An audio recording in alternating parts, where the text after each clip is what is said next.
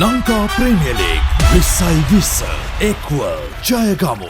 සීනි ආනයනක බදු ඉවත් කිරීම හා ඒ හරහා සිදු වූ මහා පරිමාණ ගනුදෙනුවක් පිළිබඳ පාර්ලිමේන්තුවේ කරුණු ඉදිරිපත් කරා. මා බලාපොරොත්තු වුණා එදා වෙළඳ අමාත්‍යවරයා හෝ ඔහුගේ නියෝජ්‍ය අමාත්‍යවරයා හෝ ආණ්ඩු පක්ෂයේ മന്ത്രിවරයෙක් ඒ පිළිබඳ කරුණු ඉදිරිපත් කරයි කියලා.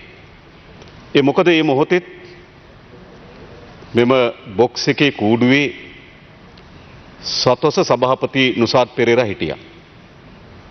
ඔහුට හැකියාව තිබුණා මුදල් වෙළඳ අමාත්‍යවරයාට මා විසින් ඉදිරිපත් කළ කරුණු වැරදි නම් ඒ පිළිබඳ වෙළඳ අමාත්‍යවරයා හරහා මේ පාර්ලිමේන්තුව දැනුවත් කරා. ඒ වෙනුවට නුසාත් පෙරේරා මා පාර්ලිමේන්තුවේ කරුණු කිව්වාට පසුව ඔහු එළියට ගොස් මාධ්‍ය සාකච්ඡාවක් පවත්වා ඒට පිළිතුරු ලබා දී තිබෙනවා. මම නැවතත් මේ ආනයනික සීනි ගනුදෙනුව වෙළඳ අමාත්‍යාංශයට වගේම මුදල් අමාත්‍යාංශයේ සබඳතාවයක් තිබෙන නිසා අද එකින් එක මම මේ කරුණු ගෙන මම කරුණු ඉදිරිපත් කරන්න. ගරු නියෝජ්‍ය කතානායකතුමනි, පසුගිය මැයි මාසයේ 23 වෙනිදා එතෙක් අපේ රටේ සීනි සඳහා කිලෝග්‍රෑමයකට තිබුණු රුපියල් 33 බද්ද රුපියල් 50 දක්වා වැඩි කරා. ඒ 50 දක්වා වැඩි කරනකොට ආණ්ඩුව විසින් ඉදිරිපත් කරපු කරුණු කීපයක් තිබුණා. එක, අපේ රටේ සීනි විශාල ප්‍රමාණයක් නීති විරෝධී මත්පැන් පෙරීම දක්වා යනවා. ඒ වැළැක්විය යුතුයි. දෙවෙනි කරුණ, අපේ රටේ සීනි කර්මාන්තය දියුණු කරන්න නම් මේ බද්ද පැනවිය යුතුයි. සැබවින්ම ඒ වගේම රට මුහුණ දී තිබෙන ඩොලර් හිගය ආනයන වියදම පාලනය කිරීම සඳහා මෙම බදු පැනවිය යුතුයි. එනිසා ආණ්ඩුව පහුගිය කාලේ පුරාවටම ආනයන වියදම් අවම කිරීම වෙනුවෙන් තීන්දුව ගනු ලැබුවා. සමහර භාණ්ඩ ආනයන සම්පූර්ණ නතර කරා. දැන් කහ වගේ එකක් ගත්තොත් ආනයන සම්පූර්ණ නතර කරා. වාහන ආනයනය ඒහා යැපුණු වෙළඳ ප්‍රජාවක් විශාල අසිරිතාවයට පත් වී තිබියදිත් නතර කරා. සමහර භාණ්ඩවල ආනයන වැඩි කරා. ආනයන මේ බද්ද වැඩි කරා. සමහර භාණ්ඩවල යම් බලපත්‍ර ක්‍රමයක් හඳුන්වා දුන්නා භාණ්ඩ ආනයන කරන්න. නිසා ආණ්ඩුවේ ආර්ථික මේ අර්බුදයට ආණ්ඩුවේ පිළියම් බවට පත් වී තිබුණේ ආනයන බද්ද ආනයන පාලනය කිරීම සඳහා බදු ඉහළ නැන්වීම, ආනයන තහනම් කිරීම සහ යම් බලපත්‍ර ක්‍රමයක් හඳුන්වා දීම. එසේ තිබෙදී පහුගිය ඔක්තෝබර් මාසයේ 23 වෙනිදා පහුගිය ඔක්තෝබර් මාසයේ 13 වෙනිදා සීනි කිලෝග්‍රෑම් එකක් සඳහා මැයි මාසයේ 23 වෙනිදා රුපියල් 50 දක්වා වැඩි කරන ලද බද්ද 7.25 දක්වා අඩු කරා. එයි පැහැදිලි කරන්න ඕන ඇයි. ඒකට සියලු භාණ්ඩවල බදු වැඩි කර තිබියදී බොහෝ භාණ්ඩ ආනයන සීමාකම් කර තිබියදී සීනිවල බද්ද රුපියල් 50 ඉඳන් 7.25 දක්වා කියන බද්ද මුළුමනින්ම 5යි ඉවත් කරා. ඉවත් කරලා කිව්වා ජනාධිපති මාධ්‍ය ඒකකය අපේ රටේ අද බඩු මිල තීරණය කරන්න. ඔවුන් නිවේදනයක් නිකුත් කරලා කිව්වා අපේ රටේ සීනි කිලෝ එකක් රුපියල් 85යි කියලා. එතෙන් සිට එදා 13 වෙනිදා රාත්‍රියේ සිට සීනි කිලෝග්‍රෑම් එකක් රුපියල් 85යි, සැමන් රුපියල් 200යි, පරිප්පු වලට මිලක්, ලොකු නූල් වලට මිලක් නම් කරා. ඒ අනුව මා දැනගන්න කැමති ඒ සාකච්ඡාවට මුදල් අමාත්‍යතුමා කැමති සම්බන්ධ වුණාද කියලා. මේ බදු අඩු කිරීමේ සාකච්ඡාවට. ඉන්න අනතුරුව මුදල් අමාත්‍යාංශ ලේකම්වරයා විසින් ගැසට් එකක් සකස් කොට මුදල් අමාත්‍යවරයාට ඉදිරිපත් කර අත්සන් අරගෙන මේ සීනිවල බද්ද 7.25 දක්වා අඩු කරා. සීනිවල බද්ද 7.25 දක්වා අඩු කරනකට ගරු නියෝජ්‍ය කතානායකතුමනි, ඒ වෙනකොටත් පාරිභෝගික අධිකාරිය අර රුපියල් 50 බදු වලට යටත්ව කොච්චර සීනි ප්‍රමාණයක් ලංකාවට ගෙනලා තිබෙනවද කියලා ඒ තොග ආනයනය කරන්න ගාවට කියලා සමීක්ෂණයක් කරා. ඒ සමීක්ෂණය කරනකොට මෙට්‍රික් ටොන් 90000ක් තිබුණා වෙළඳ ගබඩාවල, මෙට්‍රික් ටොන් 90000ක් තිබුණා රුපියල් 50ට බදු ගහලා ගෙන ආපු සීනි. එතකොට 14 වෙනිදා වෙනකොට මෙට්‍රික් ටොන් 90000ක් තිබෙනවා. හැබැයි ඒ සීනි කිලෝ එකට රුපියල් 50ක බද්දක් ගහලා. දැන් ආණ්ඩුව කියන රුපියල් 85ට සීනි දෙන්න කියලා. හැබැයි 50කම බද්දක් තිබුණා මෙට්‍රික් ටන් 90000ක්. ඒ නිසා එතන වියවුලක් නිර්මාණය වුණා. ඒ නිසා කිසිසේත්ම 85ට සීනි දෙන්න බැරි වුණා. කොහෙවත් 85ට සීනි නේ අන්තිමේට සතොස රුපියල් 85ට කිලෝග්‍රෑම් එක ගානේ දෙන්න පටන් ගත්තා. බන්දුල ගුණවර්ධන වෙලද අමාත්‍යවරයා කිව්වා ගෙදරට මාසෙට සීනි කිලෝ එකක් ඇති කියලා. මෙහෙම නුනේ. ඊට පස්සේ ඊට පස්සේ ඔක්තෝබර් මාසේ 27 වෙනිදා නැවත නුසාත් පෙරේරත් මුදල් අමාත්‍යාංශයේ ආටිගල මහත්මයාත් ජනාධිපතිවරයාත් අතර සාකච්ඡාවක් පැවැත්වුණා. ඒ ආනයනකරුවන්ට සාකච්ඡාවක් පැවැත්වුණා. ඒ සාකච්ඡාවේදී මේ අර්බුදය පෙන්වා දෙනු ලැබුවා. රුපියල් 50ට ගෙන ආපු සීනි තිබෙනවා. බද්දක් ගහලා ගෙන ආපු සීනි තිබෙනවා. 725 සීනි එමින් තිබෙනවා. දැන් මොකද්ද මේ අර්බුදය කියලා? ඒ අනුව එදා තීරණය කරා නැවත රුපියල් 40ක බද්දක් සීනි වලට පනවන්න. පහවදා වෙළඳ අමාත්‍යවරයා හම් වෙලා සාකච්ඡා කරා දැන් මේ 40 බද්ද පනවන්න. වෙළඳ අමාත්‍යවරයා විසින් පෙන්වා දෙන්න ලැබුවා ඒ වෙළඳ බද්දක් ගැහුවට පස්සේ මාසයක් යනකම් වෙනස් කරන්න බෑ කියලා. දැන් මේ 725 බද්ද ඔක්තෝබර් මාසයේ 13 වෙනිදා ගැහුවේ නොවැම්බර් මාසයේ 13 වෙනිදා දක්වා වෙනස් කරන්න බෑ. ඊට පස්සේ වෙළඳ අමාත්‍යාංශය තීරණයක් ගත්තා ආනයන අපනයන පාලක හරහා වරායෙන් සීනු නිකුත් කිරීම සඳහා බලපත්‍ර ක්‍රමයක් හඳුන්වා දෙන්න ලයිසන් එකක් හඳුන්වා දෙන්න. ඒ ලයිසන් එක හරහා සිද්ධ වෙච්ච දේ තමයි අර 725 බද්දට ගෙන ආපු සීනි ඔක්තෝබර් මාසයේ 30 සිට නොවැම්බර් මාසයේ 22 දක්වා වරායෙන් නිකුත් කරන්න දුන්නේ නැහැ. ඊට පස්සේ ආණ්ඩුව කිව්වා නොවැම්බර් මාසයේ 13 වෙනිදාගෙන් පස්සේ නැවත 40 බද්ද ගහනවා කියලා. හැබැයි 40 බද්ද ගැහුවේ නැහැ. නොවැම්බර් මාසයේ 22 වෙනිදාගෙන් පස්සේ නැවත බලපත්‍ර හරහා බද්ද 725ට සීනි ආවා. ඕකයි කතාව. මේ කතාවේ ගනුදෙනුව කොහොමද සිදු වී තිබෙන්නේ? ගරු නියෝජ්‍ය කතානායකතුමනි මේ සතොස නිසාඩ් පෙරේරාගේ සම්බන්ධය කුමක්? ඔහු ඔබ දන්නවා. වෙළඳ අමාත්‍යවරයාට ජනාධිපතිවරයා හම්බෙන්න බෑ. හැබැයි ඔහු ජනාධිපතිවරයාගේ වියත් මගේ කවේ කෙනෙක්. තීන්දුව ගන්න ඒගොල්ලෝ. අමාත්‍ය මණ්ඩලෙ හිටියට.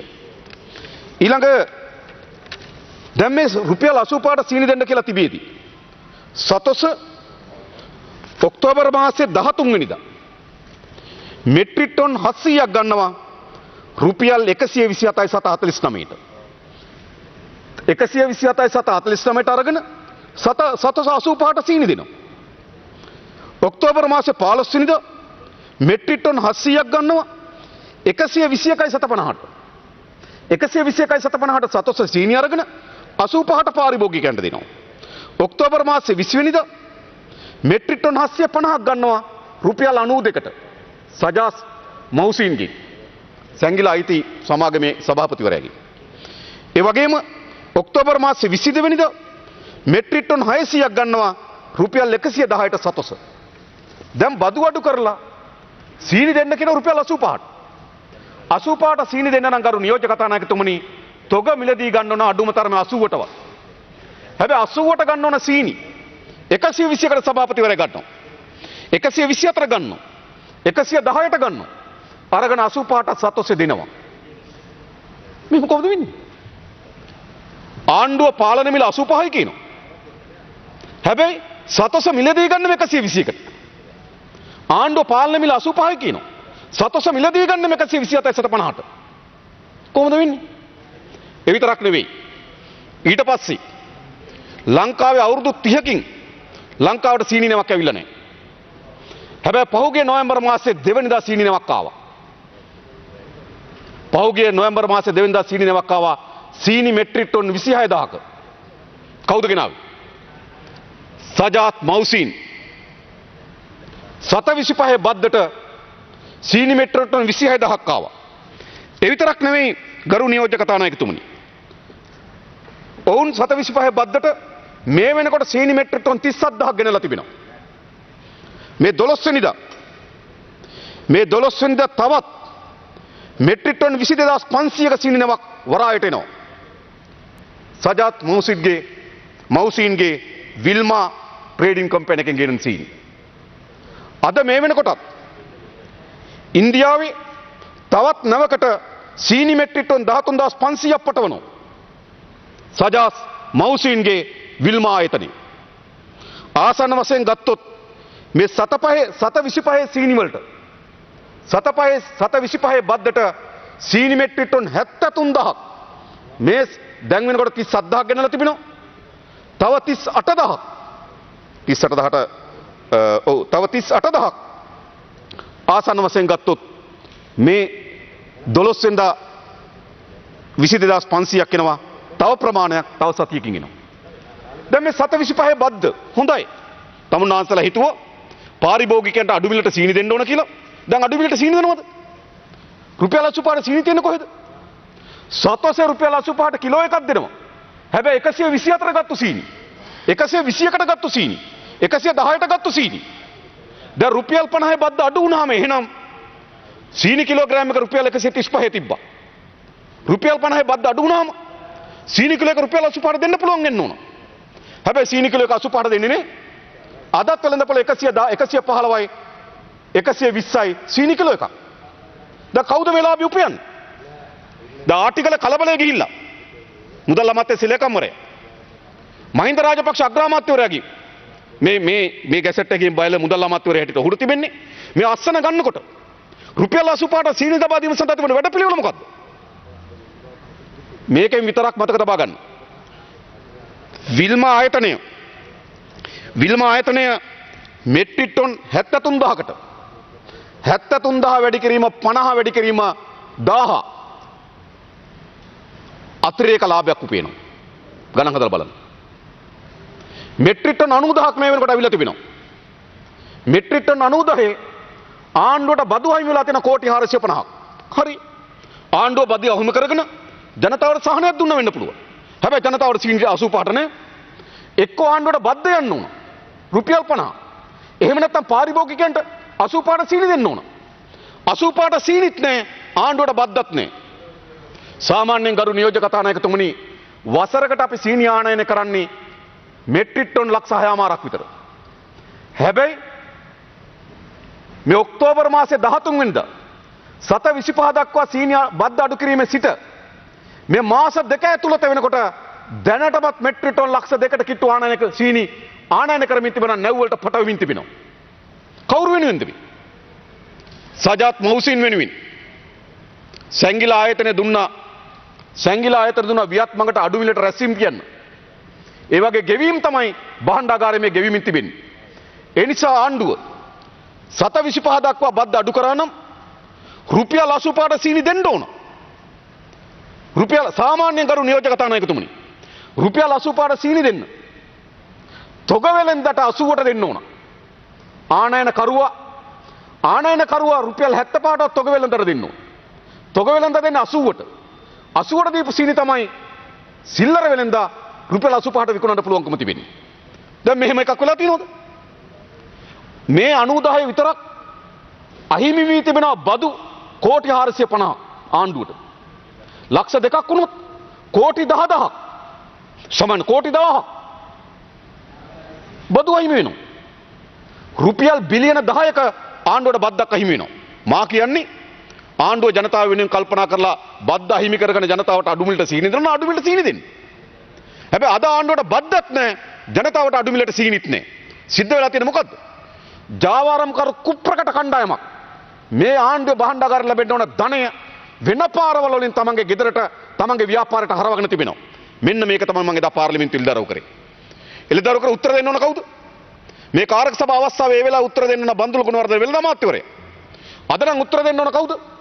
මුදල් අමාත්‍ය මහින්ද රාජපක්ෂ අගමැතිවරයා හෝ රාජ්‍ය අමාත්‍යවරයා අජිත් නිවාඩ් කබ්‍රාල්. එහෙම නැත්නම් ආණ්ඩුවේ මන්ත්‍රීවරයෙක්. හැබැයි උත්තර දුන්නේ කවුද මට? මට උත්තර දෙන නුසාඩ් පෙරේරා මාධ්‍ය සාකච්ඡා තියලා. පාර්ලිමේන්තුවේ ප්‍රශ්න අහන ඇමතිකි. මට හොරාගේ මාධ්‍ය සාකච්ඡා වැඩක් නැහැ. මේ තීන්දුව 725ට බදු අඩු කරන්න කියලා යෝජනාව ජනාධිපතිවරයාට කරේ නුසාඩ් පෙරේරා. මේක ඇත්ත කතාව මුදල් අමාත්‍යවරයා දන්නවද අහන්න? එතුමයි සාකච්ඡාවක හිටියද අහන්න? මුදල් රාජ්‍ය අමාත්‍යවරයා සාකච්ඡාව හිටියද අහන්න? මේ මුදල් අමාත්‍යවරු සාකච්ඡාව හිටිය නිකන් රූකඩ තීන්දුව ගත්තේ නුසාඩ් පෙරේරා ජනාධිපතිවරයා තව නිලධාරි දෙන්නෙකුයි. දැන් ඒ නිසා මේ කෝටි බිලියන 10කට ආසන්න ප්‍රමාණයක් බදු අහිමි වෙනවා මේ මාස දෙක ඇතුළත. මම අහන්නේ එකයි නැවත තමුන්නාන්සලගේ. සියලු භාණ්ඩවල බදු වැඩි කරනකොට, සමහර භාණ්ඩ ආනයන සීමා කරනකොට, සමහර භාණ්ඩ ආනයන නතර කරනකොට වාහන ගේන්න දෙන්නේ නැහැ. කහකුඩු ගේන්න දෙන්නේ නැහැ. මොටර් සයිකල් ගේන්න දෙන්නේ නැහැ. සුවඳ විලවුන් වර්ග ගේන්න දෙන්නේ නැහැ. සමහර භාණ්ඩවල බදු වැඩි කර සමහර භාණ්ඩවල බලපත්‍ර ඉල්ලුවා. හැබැයි ඔක්කොම අස්සේ සීනි විතරක් 725ට අඩු කරේ යයි බද්ද. පැහැදිලි කරන්න. ඔක්කොම අස්සේ සීනි අඩු කරේ. පැහැදිලි කරන්න. අඩු කරේ මේ ගනුදෙනුවට. ඒ නිසා මේ ගනුදෙනුව මා දැක්ක ඊයේ ජනාධිපතිවරයා දූෂණ විරෝධී දිනේදී ප්‍රකාශ කරලා තිබුණා අපේ රටේ දූෂණ ජනතාව අපේ රටේ සිදුවන දූෂණ ජනතාව ඉවසන්නේ නැහැ කියලා. අන්න ඉවසන්න බැරි එකේ කෝපය තමයි මේ ප්‍රකාශ කරන්නේ මතක තබා ගන්න. ඔහු දූෂණයට අනුබල දෙමින්, ඔහු දූෂිතය රැකවරණය කරමින්, දූෂණය සඳහා ඉඩකඩ ලබන තීන්දුව తీරන ගැනීම සඳහා ජනාධිපතිවරයා මැදිහත් වෙමින් දූෂණ විරෝධී දිනේදී කියනවා දූෂණයට ජනතාව විරුද්ධයි කියලා. හොඳයි ඒක දැනගෙන ඉන්න එක. මම එතුමට කියන්නේ. ඒ වගේම ඊළඟ ගනුදෙනුව කොහොම සිද්ධ වෙන්නේ? ඊළඟ එක තමයි මහජන උපයෝගිතා කොමිසම අහෝසි කිරීම. මහජන උපයෝගිතා කොමිසම කොහොමද අහෝසි කරන්නේ? ජනාධිපති ලේකම් පී.බී. ජයසුන්දර 2010 දෙසැම්බර් මාසේ 1 වෙනිදා මුදල් අමාත්‍යාංශයේ ආටිගල මහත්මයාට එවන මේ ලිපිය මම ඒක හැන්සාඩ් කරන්න කියලා ඉල්ලා සිටින ගරු නියෝජ්‍ය කතානායකතුමනි. ලිපිය අරලා කියන මොකද්ද? අකර්මණ්‍ය කරන්න කියනවා මහජන උපයෝගිතා කොමිසම. ජනාධිපති ලේකම්වරයෙකුට එහි මුදල් අමාත්‍යාංශයේ ලේකම්වරයා ආටිගල මහත්තයාට ලියුම් අරලා මහජන උපයෝගිතා කොමිසම අඩාල කරන්න පුළුවන්. මන්ත්‍රීතුමා තව විනාඩි 2යි. ඒක මේ පාර්ලිමේන්තුවෙන් ස්ථාපිත කරලද? එය මේ පාර්ලිමේන්තුවෙන් ස්ථාපිත කරලද? පනතකින් ස්ථාපිත කරලද ආයතනයක්? ගරු නියෝජ්‍ය කතානායකතුමනි, පහුගිය ආණ්ඩුවේ රවි කරුණානායක බාජ් එකක් ගේන්න හැදුවා මෙගාවොට් 200ක. මේ බාජ් එක ගෙනලා ගිවිසුමක් අත්සන් කරන්න හැදුවා විදුලිය මිලදී ගැනීම ඒකකයක් රුපියල් 26ට. කැබිනට් මණ්ඩලය අනුමත කරා. කැබිනට් මණ්ඩලය කැබිනට් පත්‍රක 7ක් සම්මත කරා ඒක මිලදී ගන්න. හැබැයි මහජන උපයෝගිතා කොමිසම කිව්වා මේක රටට බරක්. රවි කරුණානායකව විශාල නියගයක් එනවා. ජල හිගයක් ඇති වෙනවා. විදුලියේ විශාල අර්බුදයක් නිර්මාණය වෙනවා. ඒ නිසා මේ බාජ් එක ගෙනලා එකක් කොළඹ වරායේ මෙගාවොට් 200ක් අනිත් එක ගාලු වරායේ මෙගාවොට් 200ක් ස්ථාපිත කරන්න ඕන කිව්වා. කැබිනට් මණ්ඩලය අනුමැතිය දුන්නා. හැබැයි මහජන උපයෝගිතා කොමිසම මේක නතර කරා. එහෙනම් මේ මහජන උපයෝගිතා කොමිසම හැම වෙලාවෙම ජනතාව වෙනුවෙන් පෙනී හිටපු කොමිසමක්. ඒක අහෝසි කරන්න මුදල් අමාත්‍යවරයාට මුදල් ලේකම්වරයාට තියෙන බලය මොකක්ද? මම දැනගන්න කැමති ගරු මුදල් ඇමති මහින්ද රාජපක්ෂ මැතිතුමාගේ. අමාත්‍යංශ විෂයම් බෙදීමේත් ගැසට් කරලා තිබෙන මේ ආයතනය මුදල් ඇමතිවරයාට. මුදල් ඇමතිවරයා ගැසට් කරලා තිබෙන ආයතනය පී.බී. ජයසුන්දර ලියුම් වල යවනවා වහලා දාන්න කියලා. ඒ මොහොන්නේ කොහොමද පී.බී. ජයසුන්දර ඒවා? ඒ විතරක් නෙවෙයි ආටිගල මම ගරු කරනවා එතුමාගේ දැනුවත්කමට, එතුමාගේ අධ්‍යාපනයට, එතුමා අපේ රටේ දරලා තියෙන නිරතලවට මගේ ගරු කිරීමක් තිබෙනවා. හැබැයි එතුමා කොහොමද දුරකථන වලින් කතා කරලා මහජන උපයෝගිතා කොමිසමේ සභාපතිවරයා ඇතුළු කණ්ඩායමට කියන්නේ අස්වෙන්න කියලා. ඒ අය එක්කෙනේ පේරාදෙණි එහි සභාපතිවරයා පේරාදෙණි විශ්වවිද්‍යාලයේ ඉංජිනේරු පීඨයේ පීඨාධිපතිවරයා. තව සමාජිකයෙක් මොරටු විශ්වවිද්‍යාලයේ හිටපු උපකුලපතිවරයා. එවැනි ඉතාමත් වැදගත් නිලධාරී කණ්ඩායමක් මහජන උපයෝගිතා කොමිසමේ ඉන්නවා. කාලය අවසන් මන්ත්‍රීතුමා. ඒ ඉවත් කිරීමේ බලය තියෙන පාර්ලිමේන්තුවේ ගරු කතානායකතුමනි. කාලය අවසන්. අමාත්‍යවරයා විසින් ඔවුන්ට චෝදනා ඉදිරිපත් කරලා ඒ එන චෝදනාවන්ද පාර්ලිමේන්තුවේ ඒ චෝදනාවන්ට පිළිතුරු පාර්ලිමේන්තුවේ ඉදිරිපත් කරලා ඒ පිළිබඳ වාර්තාවක් ඇමතිවරයා ඉදිරිපත් කරලා ඒ පාර්ලිමේන්තුව සාකච්ඡා කරලා පාර්ලිමේන්තුවේ බහුතර අනුමැතියකින් විතරයි කොමිසමේ සමාජිකයෙක් ඉවත් කරන්න පුළුවන්. අවසන් කරන්න. එතන මේ මහජනයා වෙනුවෙන් ගොඩනගන කොමිසම් අහෝසි කරනවා. ඒ නිසා ගරු නියෝජ්‍ය කතානායකතුමනි මේකත් දැන් මෙගාවොට් 300ක බලාගාරයක් පිළිබඳ තියෙන ගනුදෙනුවේ ඊළඟ පියවර මේ මහජන උපයෝගිතා කොමිසම අහෝසි කිරීම. ඒ නිසා වංචාව දූෂණයට තිත තබනවා කියන්නේ වංචා දූෂණයට තිත තබනවා කියලා කියන්නේ දූෂණ විරෝධී දිනේ නිවේදන නිකුත් කිරීම නෙවෙයි.